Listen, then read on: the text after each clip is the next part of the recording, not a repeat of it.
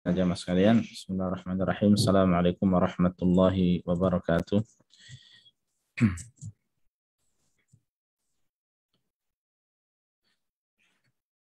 Innal hamdalillah nahmaduhu wa nasta'inuhu wa nastaghfiruh wa na'udzu billahi min shururi anfusina wa min sayyiati a'malina. Man yahdihillahu fala mudilla lahu wa man yudlil fala hadiyalah. Wa asyhadu an la ilaha illallah wahdahu la syarika lah wa asyhadu anna Muhammadan 'abduhu wa rasuluh. Ya ayyuhalladzina amanu taqullaha haqqa tuqatih wa la tamutunna illa wa antum muslimun. Amma ba'd. Fa inna asdaqal hadits kitabullah wa khairal hadi hadi Muhammadin sallallahu alaihi wasallam wa syarrul umuri muhdatsatuha wa kullu muhdatsatin bid'ah wa kullu bid'atin dhalalah wa kullu dhalalatin finnar. Allahumma anfa'na bima 'allamtana wa 'allimna ma yanfa'una wa zidna ilma. Allahumma arinal haqqa haqqan warzuqna ittiba'ah wa arinal batila batila warzuqna ijtinabah. Rabbi shrah li sadri wa yassir li amri wahlul 'uqdatam min lisani yafqahu qawli. Ma'asyiral muslimin, para jamaah sekalian, bapak-bapak, ibu-ibu, rekan-rekan, saudara-saudari yang semoga senantiasa dimuliakan dan dirahmati oleh Allah Subhanahu wa taala. Alhamdulillah, segala puji senantiasa kita panjatkan pada Allah, salawat dan salam senantiasa kita sanjungkan pada Nabi dan Rasul kita, Nabi Muhammad sallallahu alaihi wasallam. Alhamdulillah, pada malam hari ini, ya, Ahad 21 Syawal 1443 Hijriah bertepatan dengan 22 Mei 2022.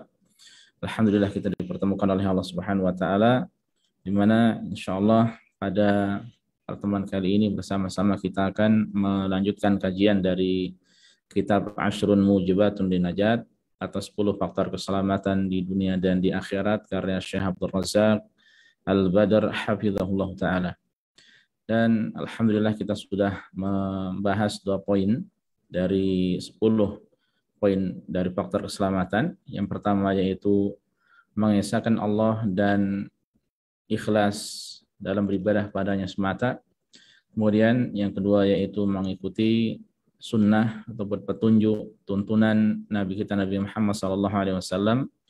Dan pada malam hari ini insyaallah kita akan masuk ke faktor yang ketiga. Di mana pada faktor yang ketiga ini penyusun Syekh Abdul Razak hafizahullah membawakan 2 poin. Kita baca, ya. Qala al-musannifu hafizahullah, Syekh mengatakan al-mujibus tsalits. Al-mujibus tsalits. Ya, faktor yang ketiga. Itu faktor keselamatan di dunia dan di akhirat. Beliau mengatakan khasyatullahi wa taqwahu, yaitu takut pada Allah dan bertakwa padanya. Takut pada Allah dan bertakwa kepadanya. Kita jelaskan, kita bacakan penjelasan dari beliau untuk 2 poin ini. Beliau memulai dengan poin yang pertama, nanti kemudian dengan poin yang kedua. Qala ta'ala, Allah Ta'ala berfirman, wa may yuti'illaha wa rasulahu wa yakhshallaha wa yattaqihi fa ulaika humul faizun. Dan siapa yang taat pada Allah dan Rasulnya dan takut pada Allah dan bertakwa padanya, maka mereka itulah orang-orang yang mendapatkan kemenangan.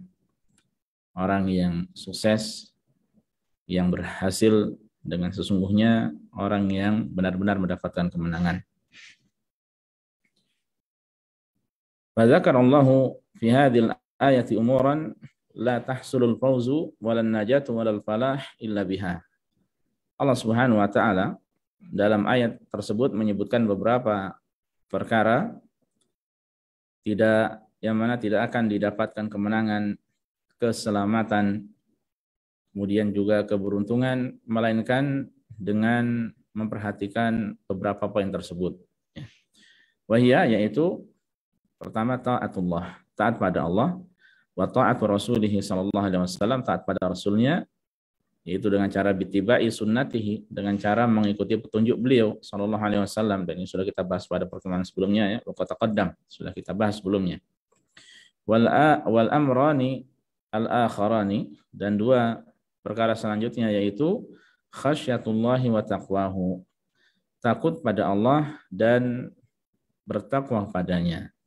Nah, ini yang akan kita bahas, ya. Jadi ini termasuk Ya, sebab keselamatan, keberuntungan, kemenangan dari Allah Subhanahu wa taala, yaitu dengan mewujudkan rasa takut padanya dan bertakwa pada Allah Subhanahu wa taala. Nah, kita masuk poin yang pertama. Fa amma khasyatullah, adapun rasa takut pada Allah, fa innaha tu'tabaru asasan 'aziman lin najati yaumil qiyamah. Maka ini ya termasuk dari dasar yang agung untuk menggapai keselamatan pada hari kiamat. Ya, takut pada Allah. Dan takut pada Allah ini adalah suatu perasaan di dalam hati ya, yang disertai pengagungan, disertai cinta, yang mana hal tersebut menjadikan seorang itu menjauhi hal-hal yang tidak baik, menjauhi hal-hal yang dimurkai oleh Allah Subhanahu wa taala. Nah, ini takut pada Allah, ya, takut yang disertai dengan pengetahuan tentang Allah Subhanahu wa taala. Faqad wasafallahu ahlan najati wal iman bi annahum, sungguh Allah telah mensifati orang-orang yang mendapatkan keselamatan dan orang-orang yang beriman bahwa mereka adalah min khasyati rabbihim musyfiqun. Ya. Mereka adalah orang yang karena takut akan azab Allah, mereka merasa khawatir. Mereka orang-orang yang karena takut kepada azab Allah, siksa Allah Subhanahu wa taala, mereka merasa khawatir. Ya, jadi mereka takut ya kepada Allah, takut kepada azabnya. Nah, ini diantara sifat mereka. Ya, ada kekhawatiran di dalam diri mereka, ada rasa takut di dalam diri mereka. Wa wasafahum biqaulihi, dan Allah Subhanahu wa taala menjelaskan sifat mereka dengan firman-Nya, innamal mu'minuna alladzina idza dzukirallahu wajilat qulubuhum. Sesungguhnya orang-orang yang beriman itu hanyalah mereka, yaitu orang yang ketika disebut nama Allah, hati-hati mereka itu bergetar. Ya, hati-hati mereka itu bergetar. Ya, karena keimanan mereka, karena takutnya mereka kepada Allah Subhanahu wa taala. Ini sifat mereka. Ya, sungguh ini merupakan sifat yang tidak mudah untuk benar-benar diwujudkan di dalam hati kita. Ya, sekiranya kita memiliki sifat benar-benar takut pada Allah Subhanahu wa taala, maka hal tersebut bisa membawa kepada banyak kebaikan. Yang diantaranya adalah keselamatan di dunia dan di akhirat. Ya, sebagaimana disampaikan oleh Syekh di sini poinnya, yaitu keselamatan di akhirat kelak. Ya, kemudian beliau mengatakan, ya, mengapa takut pada Allah? Ya, mengapa rasa takut? Mengapa rasa khawatir? Wa dzalika anna khasyatallahi tasuqul insan ila tarkil qabaihi. Ya. Alasannya karena rasa takut pada Allah Subhanahu wa taala itu bisa mendorong manusia, membawa seorang hamba ya untuk meninggalkan hal-hal yang tidak baik. Ya. Wa fi'li ta'at, bisa membawa seorang untuk mengerjakan ketaatan, wal iqbal 'alal ibadat, dan bisa membawa seorang untuk fokus dalam beribadah pada Allah Subhanahu wa taala. Ya, menghadap Allah dengan beribadah kepadanya.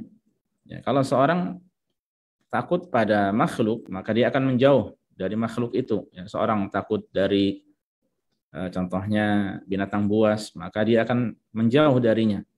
Ya, seorang yang takut dari mungkin air, ya air bah, air besar, ya maka dia akan menjauh darinya. Namun ketika seorang hamba takut pada Allah Subhanahu wa taala, ya, maka dia akan semakin mendekat pada Allah. Ya. Caranya bagaimana? Ya, dengan dia menjauhi hal-hal yang tidak diridhai oleh Allah, hal-hal buruk, kemaksiatan, dosa. Ya, kemudian dengan mengerjakan apa-apa yang diridhai, dicintai oleh Allah Subhanahu wa taala dari berbagai macam ibadah dan ketaatan. Ya. Nah, ini menunjukkan bahwa takut pada Allah itu adalah sesuatu yang mulia, sesuatu yang agung, sesuatu yang baik, ya. Takut pada Allah Subhanahu wa taala. Walihada yaqulu Al-Hasan Al-Basri rahimahullah, maka itu Al-Hasan Al-Basri, seorang tabi'in mulia, dia dahulu mengatakan rahimahullah, al-mu'minu jama'a ihsanan wa syafaqah. Nah, ini penting ya di antara sifat seorang mukmin. Bahwa seorang mukmin itu menghimpun antara kebaikan dan kekhawatiran, ya, rasa takut, rasa khawatir. Sebaliknya wal munafiqu jam'a isaatan wa amna. Ya, adapun orang munafik dia menghimpun antara perbuatan yang buruk dan rasa aman, merasa aman. Ya, merasa aman dari siksa Allah, merasa aman dari makar Allah, ya. Adapun seorang mukmin senantiasa merasa khawatir, ya. Dia berusaha untuk berbuat baik, ya, makanya dia mengumpulkan antara kebaikan dan rasa khawatir, rasa takut kepada Allah. Karena dengan rasa khawatir, dengan rasa takut tersebut, ya, hal tersebut bisa mendorong dirinya untuk terus berbuat kebaikan. Ya, dia khawatir, dia takut apabila usianya ditutup dengan amal yang tidak baik, ya, sehingga meninggal dunia dalam keadaan su'ul khatimah. Wa na'udzubillah min dzalik. Sehingga dia khawatir dan takut, yang kemudian rasa khawatir, rasa takut itu bisa membawa kepada yang mendekat pada Allah Subhanahu wa taala, melakukan kebaikan-kebaikan. Ya, ini berbeda dengan orang munafik, ya. Dia berbuat burukan pada Allah, dia berbuat burukan pada orang-orang, ya. Kemudian dia pun merasa aman, ya, merasa aman dari azab Allah, merasa aman dari siksa Allah, ya, merasa aman dari makar Allah, ya. Tidak sepatutnya seperti ini. Kalau orang merasa aman dari azab Allah, dari siksa Allah, dari makar Allah, maka dia atau hal tersebut tidak akan membawa dirinya, ya, untuk berbuat ketaatan, ya, karena dia merasa aman, ya, merasa seakan-akan dia dapat rahmat Allah, merasa seakan-akan dia akan meninggal dunia di atas kebaikan, merasa bahwasanya dia tidak akan disiksa oleh Allah Subhanahu wa taala. Ya. Nah, ini seorang munafik, ya. Makanya tidak boleh kita merasa aman dari azab Allah, merasa aman dari makar Allah Subhanahu wa taala. Nah, setelah mengucapkan kalimat tersebut, tsumma Al-Hasan Al-Basri rahimahullah membaca firman Allah, innal ladzina hum min khasyati rabbihim musyfiqun. Ya, sungguhnya, ya, mereka itu adalah orang-orang yang karena takut terhadap azab Allah, ya, mereka merasa khawatir. Ya, ini adalah sifat dari orang yang beriman. Yang kemudian menjadi pertanyaan besar bagi kita semuanya, kaum muslimin, para jamaah sekalian, rahimani Allah wa iyyakum. Lalu bagaimana kita mewujudkan rasa takut pada Allah, ya. Di sini pembahasan yang singkat yang beliau yaitu Syekh Abdul Razak hafizahullah tidak menjelaskan secara panjang lebar. Makanya beliau menjelaskan dengan sangat singkat sekali, ya. Lalu bagaimana kita bisa mewujudkan rasa takut, dan ini adalah sesuatu yang penting, ya, termasuk poin yang penting, ya, supaya dengannya kemudian seorang bisa mendapatkan keselamatan. Beliau mengatakan hafizahullah, wa khasyatullahi tabaraka wa ta'ala innama tatahaqqaqu bi ma'rifati asma'illahil husna wa sifatihil ula. Dan rasa takut pada Allah, ya, itu dapat terwujudkan dengan mengenal lebih jauh tentang nama-nama Allah dan sifat-sifatnya, nama-nama Allah yang indah dan sifat-sifatnya yang mulia, ya. Nah, jadi kalau orang ingin dia semakin takut pada Allah, ya, pelajari tentang Allah, ya, siapakah Allah, bagaimana sifat-sifatnya, bagaimana nama-namanya, bagaimana konsekuensi dari nama-nama dan sifat-sifat tersebut bagi hamba, ya. Pertama, belajar tentang al-asma al-husna dan sifat-sifat Allah yang mulia, itu bisa mendatangkan banyak kebaikan, ya, diantaranya seperti dapat menumbuhkan kecintaan pada Allah Subhanahu wa taala. Itu adalah sesuatu yang pasti. Ya, dan yang kemudian yang kedua, juga di antara buahnya bisa menumbuhkan rasa takut pada Allah Subhanahu wa taala. Ya, makanya orang apabila dia ingin takut pada Allah, maka harus belajar, ya.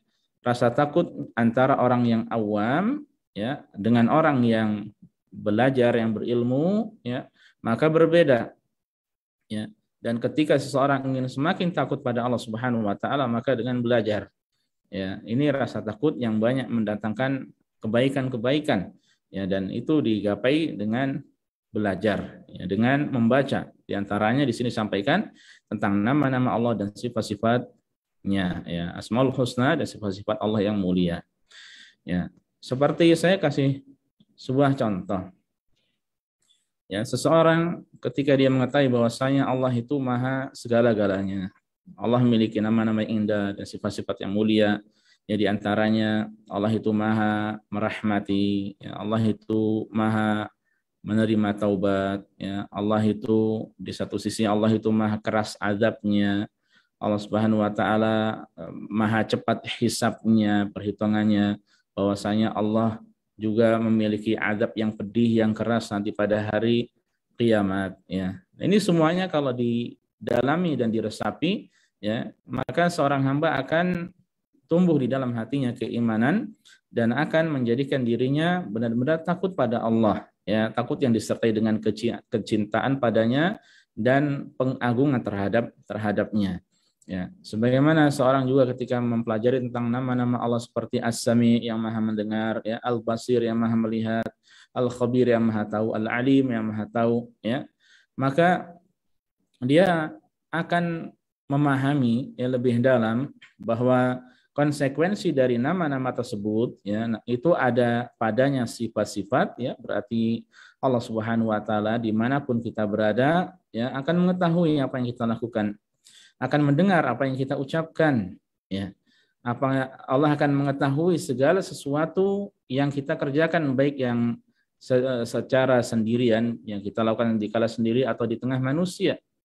Ya, demikian pula Allah Subhanahu wa taala pasti akan mengetahui apa yang terbesit di dalam dada kita yang belum terucap, ya, dari niat-niat yang baik ataupun yang buruk, ya, apalagi yang telah dilakukan oleh hamba, ya. Karena Allah Subhanahu wa taala Maha mengetahui segalanya.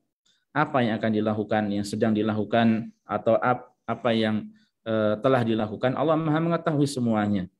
Ya, apabila ini benar-benar diresapi, ya, diilmui dengan benar, maka hal tersebut bisa menjadikan seorang hamba, ya, dia menjauh dari segala sesuatu yang dapat mendatangkan murka Allah. Sebaliknya dia akan melakukan hal-hal yang dapat mengundang datangnya cinta Allah, keridhaan dari Allah Subhanahu wa taala. Nah, ini yang pertama, ya, belajar tentang al-asma al-husna dan sifat-sifat Allah yang mulia. Dan itu banyak, ya, di dalam Al-Qur'anul Karim. Ya, banyak di dalam Al-Qur'anul Karim, ayat-ayat banyak di awalnya atau di akhirnya diawali dengan nama-nama Allah dan sifat-sifatnya yang mulia. Ya, silakan dibaca dari entah itu dari surat Al-Fatihah, atau demikian pula ayat kursi, ya, atau banyak surat-surat, ya, kita dapati tentang sifat-sifat Allah Subhanahu wa taala, nama-namanya yang mulia, ya. Kemudian beliau juga menyampaikan di antara cara untuk mewujudkan rasa takut pada Allah adalah dengan wa ta'ammuli fi ayatillahil kauniyati wa syar'iyyati. Itu dengan cara merenungi, mentadabburi, ya, tanda-tanda kekuasaan Allah yang ada di atas muka bumi ini, yang ada di alam semesta, atau demikian pula tanda-tanda kekuasaan Allah yang ada di dalam Al-Qur'anul Karim, ya. Kita mempelajari, ya, menikmati keindahan alam, tidak sekadar berhenti di dunia, ya, namun kita pelajari lebih jauh bagaimana Allah Subhanahu wa taala menciptakan segalanya dengan mudah. Alangkah indahnya pemandangan-pemandangan Allah yang Allah ciptakan, dan semuanya serba teratur, tidak ada kekurangan, tidak ada cacat sedikit pun. Yang ada cacatnya itu pada diri kita, kurang bersyukur, ya, kurang memuji Allah Subhanahu wa taala, ya, kurang menggunakan nikmat mata ini dengan kebaikan, ya, dan lain sebagainya. Ya, tidak ada cacat sedikit pun, tidak ada aib sedikit pun, ya, pada nikmat Allah Subhanahu wa taala yang sering, yang setiap hari kita perhatikan, ya, dari alam semesta ini. Satu tempat ke tempat yang lainnya berbeda, ya, satu daerah ke daerah yang lainnya pun berbeda, ya. Semakin kita melihat yang indah, yang luar biasa, maka kita akan takjub, ya, maka kita akan memuji Allah Subhanahu wa taala, ya, atas hal tersebut, ya. Kemudian juga dengan mentadabburi, menghayati, ya, tanda-tanda Allah yang bersifat syar'iyyah ataupun Al-Qur'anul Karim, ya, dengan pelajari ayat-ayat Al-Qur'an, hadis Rasul sallallahu alaihi wasallam, ya, dengan ditadabburi. Al-Qur'an diturunkan untuk ditadabburi, untuk dipelajari, untuk dipahami, kemudian diamalkan. Ya, Al-Qur'an diturunkan bukan untuk dijadikan sebagai pajangan, ya, bukan dijadikan alarm-alarm pengingat yang kemudian dengan mudah dimatikan begitu saja. Tidak, ya. Tapi Al-Qur'an diturunkan untuk ditadabburi, dihayati, direnungi, dicermati, dipelajari, diilmui, ya, kemudian diamalkan. Dan itulah yang terhimpun pada diri Rasul sallallahu alaihi wasallam, kana khuluqul Quran, kata Aisyah radhiyallahu taala anha, bahwa akhlak Rasul sallallahu alaihi wasallam adalah Al-Qur'anul Karim, ya. Beliau benar-benar mengamalkan Al-Qur'an. Nah, ini ya, jadi dengan mempelajari, dengan belajar, ya, belajar agama, hal tersebut bisa menumbuhkan rasa takut pada Allah Subhanahu wa taala. Makanya kemudian beliau mengatakan fakullama kana al-'abdu a'dhama ma'rifatan billah, maka itu semakin seorang hamba itu lebih mengenal Allah, kana a'dhama khasyatan lahu, maka dia akan lebih takut pada Allah. Ya, dan dari hamba yang paling takut pada Allah Subhanahu wa taala adalah Rasulullah sallallahu alaihi wasallam. Ya, beliau yang paling paham tentang Allah, makanya beliau sebagai orang yang paling bertakwa, orang yang paling takut pada Allah Subhanahu wa taala. Kama qala ta'ala, Allah berfirman sebagaimana firman Allah, innama yakhsyallaha min ibadihil ulama. Sungguhnya, ya, yang benar-benar takut pada Allah dari hambanya hanyalah orang-orang yang berilmu, ya. Nah, ini menunjukkan, ya, bahwa rasa takut pada Allah bisa digapai dengan ilmu, dengan belajar tentang Allah, ya, tentang segalanya, tentang keilmuan, ya, yang mana itu semuanya adalah tujuannya, intinya adalah agar menumbuhkan rasa takut pada Allah Subhanahu wa taala. Dan asrul ilmi khasyatullah, pokok dari ilmu, ya, asas pondasi mendasar yang paling penting dari ilmu adalah rasa takut pada Allah Subhanahu wa taala. Nah, ini dalil, ya, akan hal tersebut, ya. Bukan berarti kemudian orang yang tidak berilmu dia tidak bisa takut pada Allah, bisa, ya. Hanya saja berbeda antara rasa takut orang yang berilmu dengan yang tidak berilmu, ya. Rasa takutnya orang yang berilmu, para ulama, ya, dengan orang-orang awam maka berbeda. Dan biasanya ulama membedakan antara rasa takut yang disertai dengan ilmu dan rasa takut yang tidak disertai dengan ilmu itu dengan istilah al-khasyah dan al-khauf. Khasyah itu yang disertai dengan ilmu, adapun khauf yang tidak disertai dengan ilmu, ya. Seorang yang sebagaimana contohnya seorang yang dia sekadar tahu bahwasanya azab Allah itu mengerikan, ya, namanya siksa, berisi api, neraka dan sebagainya, ya, neraka yang berisi api dan seterusnya, berbagai macam siksa. Ya, dia hanya tahu secara global umum, pokoknya ada neraka, kemudian ada siksa di sana, ya. Ya, kemudian hal tersebut menumbuhkan rasa takut kepada Allah, ya. Dia takut disiksa Allah. Nah, ini berbeda tentu saja dengan orang yang dia mengetahui tentang neraka, tentang siksanya dengan rinci.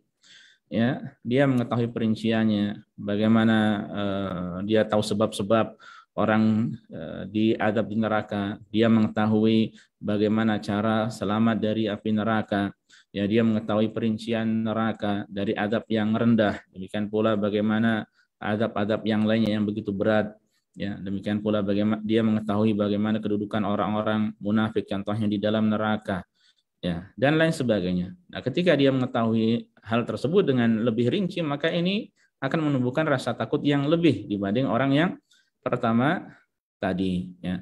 Makanya semakin dia mengetahui, ya, semestinya dia semakin takut pada Allah Subhanahu wa taala, ya. Makanya kita dalam menuntut ilmu pun perlu mengamati keimanan kita, ya, rasa takut kita kepada Allah Subhanahu wa taala bagaimana, apakah semakin takut atau tidak, apakah diri kita semakin mudah mengata-ngatai orang, ya, melakukan kemaksiatan, ya, lebih mudah ghibah contohnya, namimah, ngata-ngatai orang dan lain sebagainya, atau kita semakin malah semakin menjaga lisan, ya, apalagi di balik menjaga lisan nanti ada keselamatan, ya. Makanya Syekh Abdul Razak di sini nanti pada poin selanjutnya di antara cara untuk bisa selamat di dunia dan akhirat adalah dengan menjaga lisan, ya. Nah, ini contohnya. Nah, ini contoh bagaimana rasa takut orang yang berilmu dengan orang yang awam. Dan sebagaimana juga di dunia, ya, orang yang takut dengan sesuatu itu pun berbeda-beda tingkatnya. Orang kalau sekadar dia tahu contohnya ada buaya, ya, buaya itu bisa membunuh manusia, ya, bisa dimakan dan seterusnya. Ya, nah, orang hanya tahu secara global dengan orang yang tahu dia secara mendetail, ya, bahwa buaya itu yang dia takuti itu mungkin panjangnya contohnya antara bisa sampai 4 atau sampai 5 meter. Belum kekuatan gigitannya itu dengan kekuatan sekian-sekian.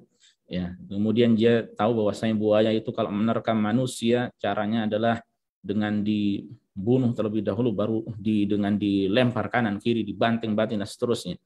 Ya, dan semakin dia paham tentang kekuatannya, tentang bahaya buaya, makanya rasa takut yang kedua ini tentu berbeda dengan yang pertama. Ya, hanya saja sekali lagi bahwa urusan masalah dunia tentu saja berbeda dengan urusan akhirat. Ya, rasa takut antara makhluk ya berbeda rasa takut ya kepada Allah Subhanahu wa taala. Nah, ini yang pertama ya dari pembahasan kita yaitu khasyatullah, takut pada Allah. Kemudian yang kedua, poin yang kedua adalah bertakwa pada Allah. Wa amma taqwallah, adapun takwa pada Allah, ya nanti definisinya atau artinya akan disampaikan insyaallah. Fahiya jima'u kulli khairin lil abdi, maka ini adalah segala sesuatu yang adalah segala yang dapat ataupun sesuatu yang dapat mengumpulkan segala kebaikan bagi hamba. Ya, takwa kepada Allah ini adalah sesuatu yang dapat menghimpun segala kebaikan bagi hamba. Ya, kalau orang bertakwa pada Allah akan membuahkan banyak kebaikan. Wahia sababun azimun lin najati yaumal qiyamah. Ya, dan takwa ini merupakan sebab besar, sebab agung untuk keselamatan pada hari kiamat. Kama qala ta'ala, ya. Jadi takwa ini sebab keselamatan. Makanya kita bahas di sini, beliau sampaikan di sini. Allah berfirman, wa yunajjillahu alladhina taqaw bimafazatihim la yamassuhumus su'u wa lahum yahzanun. Dan Allah menyelamatkan orang-orang yang bertakwa ya karena keselamatan mereka. Ya, Allah menyelamatkan orang yang bertakwa karena keselamatan mereka. Ya, mereka memiliki sebab untuk selamat. Apa itu? Ittaqau, mereka bertakwa, ya. Jadi Allah menyelamatkan mereka karena ketakwaan mereka, ya. Dan itu adalah keselamatan bagi mereka. Itu adalah kemenangan bagi mereka. Itu adalah mafazah, ya, mafazah berarti keselamatan, kemenangan, suksesan, ya, sehingga Allah menyelamatkan mereka.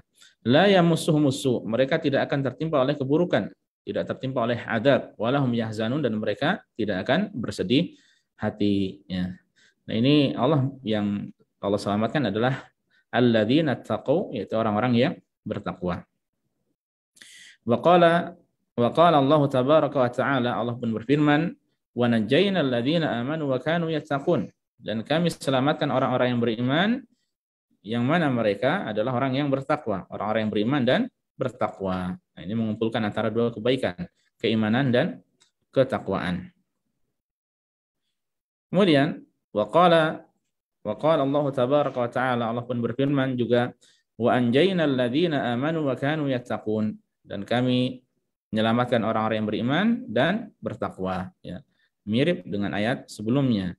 Yang intinya Allah Subhanahu wa taala di sini akan berikan keselamatan ya bagi orang yang beriman dan bertakwa. Maka itu di antara sebab keselamatan adalah bertakwa kepada Allah Subhanahu wa taala. Lalu apa hakikat dari takwa itu? Nah, ini kita baca penjelasan dari beliau hafizahullah.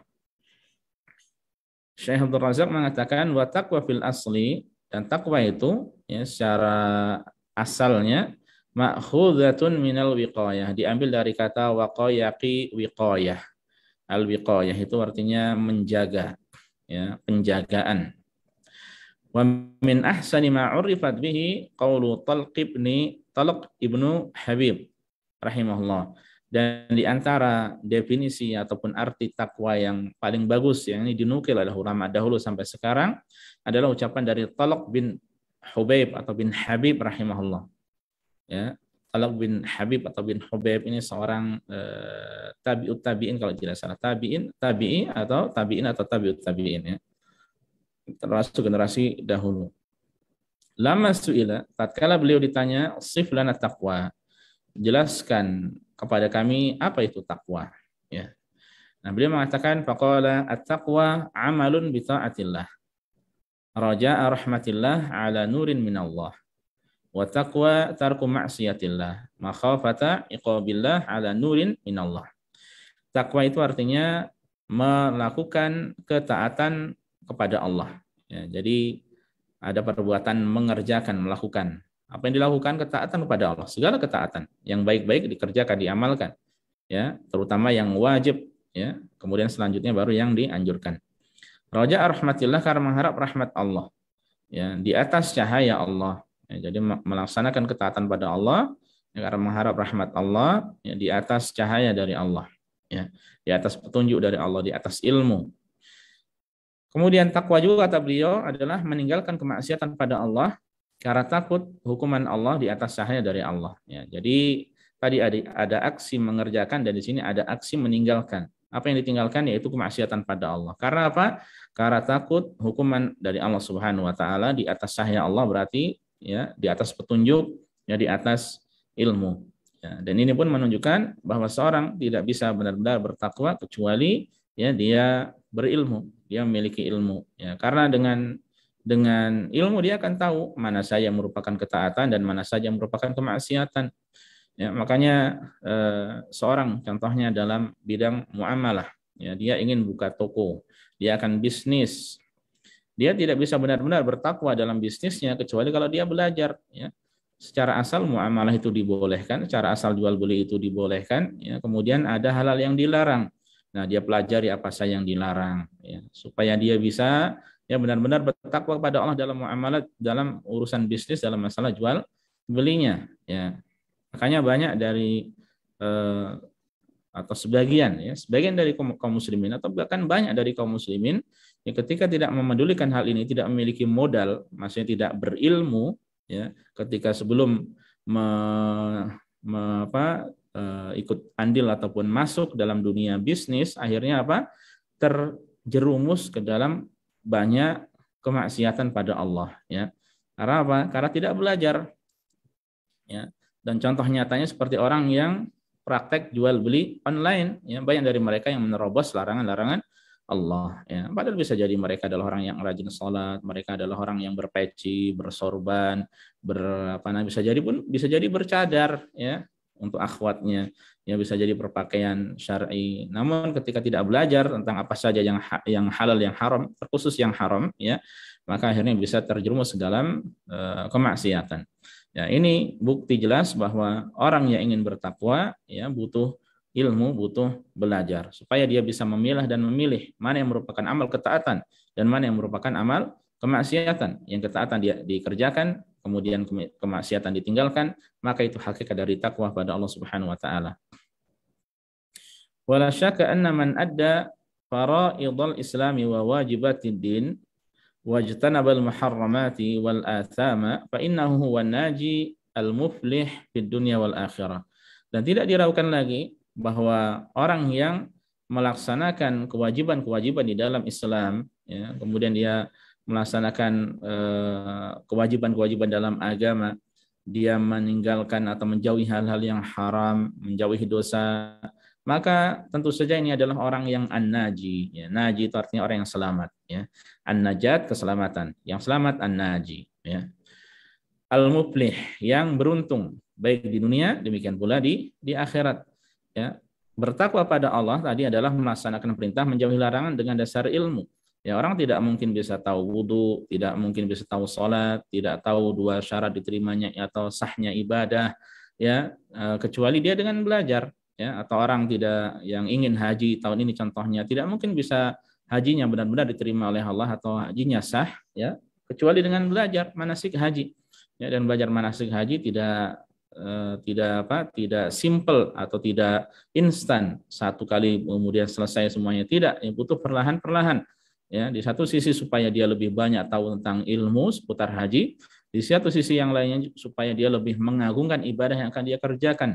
Ya, sehingga takwanya dalam ibadah haji itu bisa benar-benar maksimal. Ya. Demikian pula ya, di satu sisi itu untuk orang yang mengerjakan kebaikan, dan orang yang meninggalkan, menjauhi hal-hal yang haram, menjauhi dosa-dosa, ya, maka mereka inilah yang benar-benar selamat di dunia dan akhirat, yang beruntung di sisi Allah Subhanahu wa taala. Waqad shahha an Jabir ibni Abdullah radhiyallahu anhu. Ada riwayat yang valid yang sahih dari Jabir, anna Nu'man ibn Qawqal radhiyallahu anhu, ada seorang sahabat namanya Nu'man bin Qawqal, atan Nabi sallallahu alaihi wasallam, dia pernah mendatangi Nabi, faqala, lalu dia bertanya, ya Rasulullah, wahai Rasulullah, araita idza shallaitul maktubat wa haramtul haram wa ahlaltul halal adkhulul jannah. Wahai Rasulullah, bagaimana menurutmu sekiranya aku salat yang wajib, aku mengharamkan yang haram dan aku menghalalkan yang halal, apakah aku bisa masuk surga? Qala, Rasul mengatakan na'am, iya. Ya, tentu saja bisa masuk surga ya, dengan mengerjakan kewajiban dan menjauhi hal yang dilarang. Ya, ini batas minimalnya, dengan mengerjakan yang wajib menjauhi yang haram. Ya, batas istimewanya, batas lebih tingginya lagi, derajat lebih tingginya lagi, mengerjakan yang wajib dan yang sunnah. Ya, kemudian meninggalkan yang haram dan yang makruh. Ya, batas yang lebih tinggi lagi atau tingkatan lebih tinggi lagi, ketika hal-hal yang mubah, ya, itu pun dia tidak mengambil kecuali seperlunya. Ya, karena berlebihan dalam hal mubah ini bisa membawa kepada makruh, bahkan bisa membawa kepada yang haram. Ya. Fakullu man jahada nafsahu wa sabbaraha ala fi'lil wajibat wa tarkil muharramat fa innallaha sayunajjihi wa yahdihi ila sawa'is sirat. Maka setiap orang yang bersungguh-sungguh melawan jiwanya, ya, dia berjihad dengan jiwanya, melawan hawa nafsunya, dan dia bersabar menyabarkan jiwanya dalam mengerjakan ketaatan, dalam mengerjakan kewajiban, dan dalam meninggalkan hal-hal yang diharamkan, maka pasti Allah, ya, kelak akan menyelamatkan dirinya dan memberikan petunjuk padanya, ya, di atas jalan kebenaran. Ya. Nah, ini kalau dia melakukan hal tersebut. Ya, kama qala ta'ala, sebagaimana firman Allah, walladzina jahadu fina lanahdiyannahum subulana, dan orang-orang yang bersungguh-sungguh untuk menggapai jalan keridhaan kami, maka sungguh kami akan berikan petunjuk kepada jalan-jalan kami. Ya, wa innallaha la ma'al muhsinin, dan sungguhnya Allah bersama orang-orang yang berbuat ihsan, berbuat kebaikan. Nah, ini janji Allah Subhanahu wa taala, orang yang bersungguh-sungguh, ya, dan memang untuk mendapatkan keselamatan dari Allah butuh kesungguhan.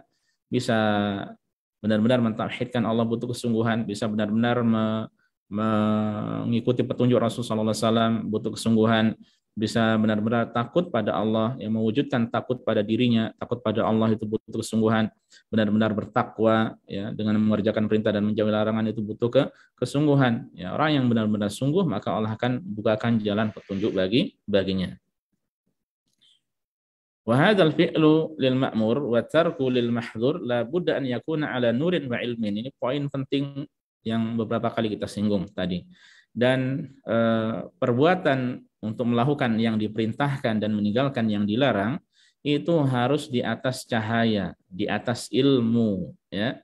Liya'rifal abdu ma yattaqi, agar hamba tahu, ya, dari apa dia melindungi dirinya, ya. Bertakwa tadi secara bahasa adalah wiqayah, yang menjaga diri, melindungi diri, ya. Kalau dia tidak tahu dari apa, bagaimana dia bisa bertakwa? Ya.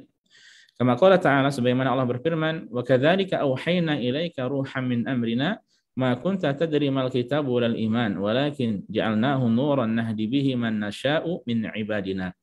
Dan demikianlah kami wahyukan padamu cahaya, ya, dari perintah kami, ya, dari perintah kami. Cahaya di sini adalah Al-Qur'an. Allah wahyukan Al-Qur'an pada Nabi Muhammad sallallahu alaihi wasallam. Ma kunta tadri mal kitab wal iman, ya. Dan sebelumnya kamu tidak tahu apa itu kitab, apa itu iman, ya. Walakin ja'alnahu nura. Kemudian kitab tersebut, Al-Qur'an tersebut kami jadikan sebagai cahaya, ya. Nahdi bihi, yang kami berikan petunjuk dengannya, man nasya'u min ibadina, dari hamba-hamba kami yang kami kehendaki, ya. Jadi Al-Qur'an adalah cahaya. Al-Qur'an adalah ilmu, ya. Siapa yang ingin beriman dengan sesungguhnya, ya, dengan belajar, dengan ilmu. Siapa yang ingin benar-benar bertakwa, ya, butuh ilmu, ya. Tidak mungkin dia bisa bertakwa dengan sesungguhnya takwa melainkan dengan belajar dengan ilmu. Dan terakhir beliau membawa ucapan dari Bakar bin Khunais rahimahullah. Qala Bakar ibnu Khunais, Bakar mengatakan, kaifa yakunu muttaqiyan man la yadri ma yattaqi? Ya, bagaimana seorang hamba itu bisa dikatakan bertakwa sementara dia tidak tahu ya dia menjaga dirinya dari apa, ya. Dia bertakwa dari apa, ya. Jadi tidak mungkin seorang hamba bisa bertakwa kecuali dengan belajar, ya, supaya dia tahu bisa menjaga dirinya dari dengan cara mengerjakan yang diperintahkan dan menjauhkan dari hal-hal yang menjauhkan dirinya dari hal-hal yang dilarang, ya. Apabila demikian, ya maka seorang bisa benar-benar bertakwa pada Allah. Kita mohon pada Allah semoga diberi taufik, diberi kemudahan, diberi petunjuk untuk senantiasa mentauhidkan Allah, mengikuti petunjuk Rasulnya Shallallahu Alaihi Wasallam, dan untuk senantiasa takut pada Allah dan bertakwa padanya. Ini para jamaah sekalian, azanillahu wa iyyakum, yang bisa kita pelajari pada kesempatan kali ini. Semoga bermanfaat bagi kita semuanya.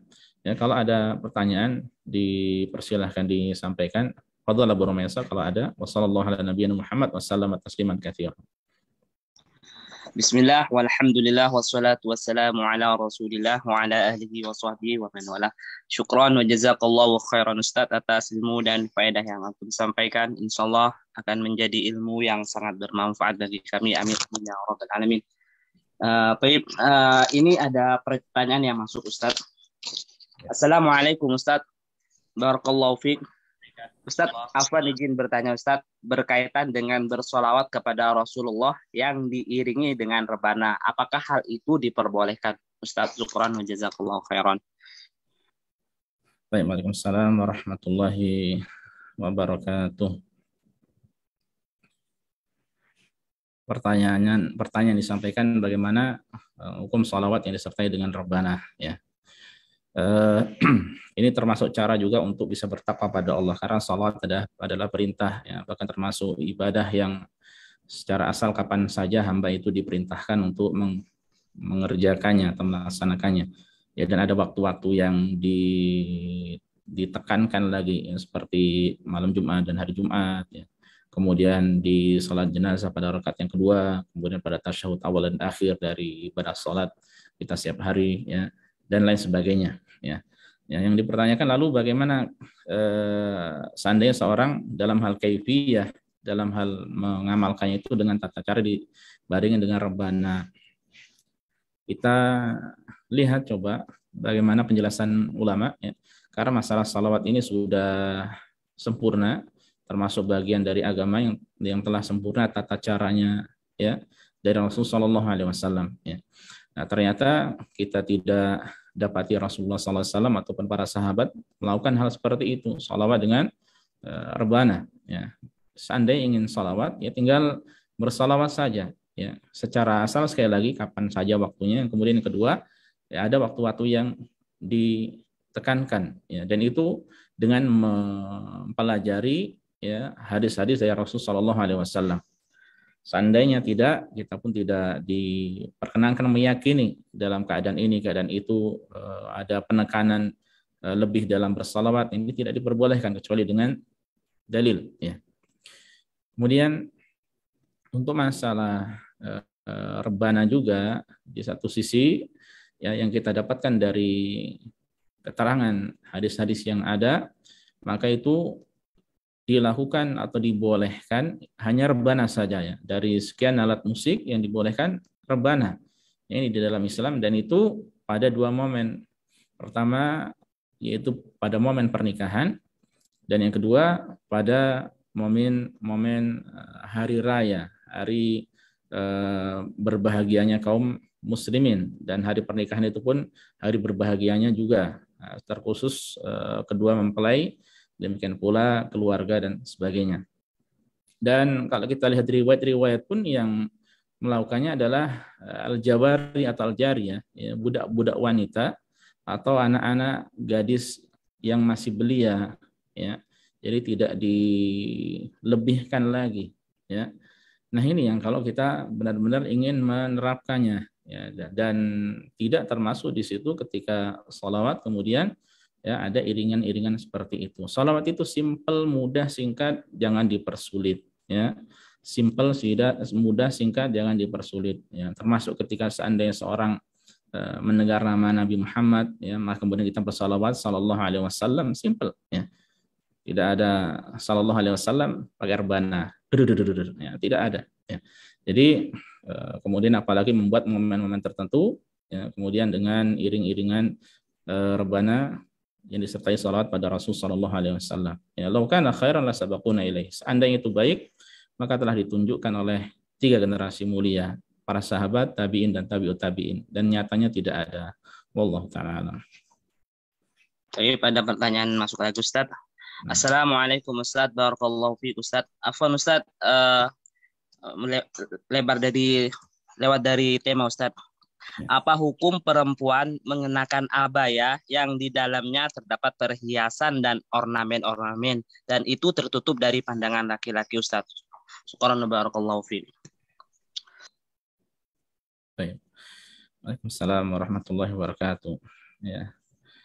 Bagaimana hukum seorang wanita mengenakan abaya yang di dalamnya itu ada ornamen-ornamen dan itu tertutup dari pandangan laki-laki? Subhanallah, ini pertanyaan yang seperti ini, ya, di tengah-tengah kita mungkin jarang disampaikan, ya. Ini insya Allah menunjukkan perhatian, ya, kesungguhan seorang dalam menjaga pakaian syariatnya, ya, pakaian yang disyariatkan oleh Allah Subhanahu wa taala. Karena memang, ya, wanita itu seluruhnya adalah aurat, seluruh tubuhnya adalah aurat, kemudian kecuali kedua telapak tangan, ya. Adapun wajah ini pun termasuk ranah yang diperselisihkan di antara ulama, ya. Adapun ulama Arab Saudi, mereka lebih memilih kepada itu adalah aurat, ya. Makanya sekiranya orang-orang Saudi, ya, para akhwatnya, ibu-ibunya, mereka benar-benar berpegang teguh kepada agama atau fatwa jelasan ulama di sini, maka mereka akan benar-benar mengamalkannya, ya, tidak membuka, ya, kecuali yang memang dibolehkan untuk dibuka. Dan wanita secara asal itu adalah perhiasan, ya. Makanya ketika menutup wanita dengan perhiasan, jangan sampai di situ pakaiannya ada perhiasannya juga, ya. Hal ini tentu berarti semacam tahsilul hasil, ya, atau apa namanya, tidak ada faidahnya dia menutup perhiasan, ya, dirinya kemudian ada perhiasan di luarnya, dan ini masih tetap bisa menggoda, ya, laki-laki, ya. Ini bisa menggoda laki-laki. Makanya berusahalah untuk, ya, menggunakan pakaian, memakai pakaian yang benar-benar tidak ada perhiasan kecuali hal yang sewajarnya, ya. Nah, apabila memang wallahu alam hal tersebut adalah hal yang tidak mencolok, tidak tampak di hadapan laki-laki, ya, orang lain, maka, ya, insya Allah sekiranya sewajarnya, maka semoga tidak mengapa, ya. Apalagi kalau memang tidak kelihatan sama sekali, ya sudah, alhamdulillah, ya, itu yang insya Allah tidak mengapa, ya, itu yang insya Allah yang dibolehkan. Ya, adapun ketika berwarna-warni, ya, kemudian ada hiasan-hiasan yang itu tampak di hadapan ajnabi yang laki-laki yang bukan mahramnya, ya, maka ini salah satu sebab terbukanya pintu fitnah bagi wanita, ya. Makanya suaminya atau demikian pula orang tua, ya, untuk anak-anak putrinya berusaha menjaga mereka, ya. Pertama kita diperintahkan untuk menjaga diri, kemudian menjaga keluarga kita dari api neraka, dan itu diantara caranya, ya. Betapa banyak orang, ya, itu orang laki-laki menjadi tidak baik, ya, tidak bisa jadi tidak khusyuk dalam sholatnya, ya, karena pemandangan di tengah manusia, ya, dari wanita-wanita itu yang terbuka lebar, ya, yang bisa menjadikan dirinya akhirnya apa, tidak mudah untuk menundukkan pandangan. Kemana saja dia lempar pandangan bisa kelihatan, ya. Maksudnya ada saja sebab-sebab datangnya fitnah, sehingga yang terbaik baginya adalah duduk di rumah. Nah, makanya jangan sampai kita memakai, khususnya para akhwat, memakai pakaian-pakaian yang bisa menjadi fitnah, ya, bagi laki-laki, ya. Jadi kalau memang tidak tampak ya tentu tidak mengapa ya. Hanya saja kalau jelas tampak maka hendaknya ini adalah dihindari karena itu bisa menjadi sebab fitnah. Wallahu taala alam. Baik, Abu Rumaysa, sebentar lagi azan Isya ya. Kita cukupkan dulu. Baiklah para jamaah sekalian, azanillahu wa iyyakum, ini yang bisa disampaikan pada kesempatan kali ini. Semoga bermanfaat bagi kita semuanya. Kurang lebihnya saya mohon maaf. Subhanakallah bihamdika asyhadu an la ilaha illa anta astaghfiruka wa atubu ilaika. Assalamualaikum warahmatullahi wabarakatuh. Jazakumullahu khairan. Barakallahu. Waalaikumsalam warahmatullahi wabarakatuh. Barakallah.